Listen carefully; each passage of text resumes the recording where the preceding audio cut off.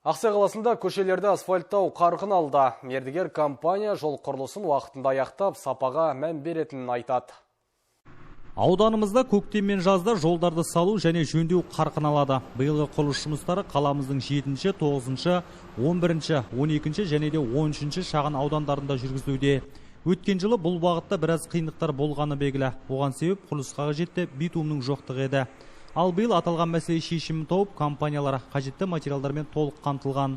Сондықтан күзге дейін асфальт төсеу жұмыстарын аяқтаймыз дейді мердігер компания директоры.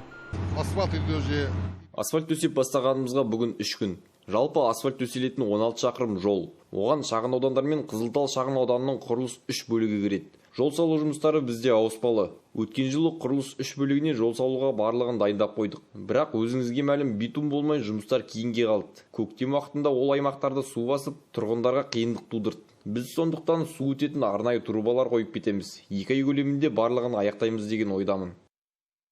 Асфальт төсеу жұмыстарынан бөлек жаяу жүргіншілер жолағы, су өтетін арықтар, жарық шамдар орнатуда қамтылмақ. Биылғы жылы қаламыздың орталық көшелермен қатар солтүстік бөлігінде де біраз көшеге асфальт салынбақ. Биыл Ақсай қаласы бойынша жалпы сомасы 3 миллиард 200 миллионнан астам 17 жоба, жалпы ұзындығы 39 шақырым құрайды. Жобалар өңірлерді дамыту бағдарламасы аясында іске асырылуда және жергілікті бюджет есебінен. Бірінші мақсатта осына 21 жылы және 22 жылы басталған жобаларымыз бар. Ол 4-ші шағын ауданның жолдарын жөндеу. Сонымен қатар строительный 1, строительный 3, 7-ші, 9-ші, 11-ші, 12-ші, 13-ші шағын аудандары.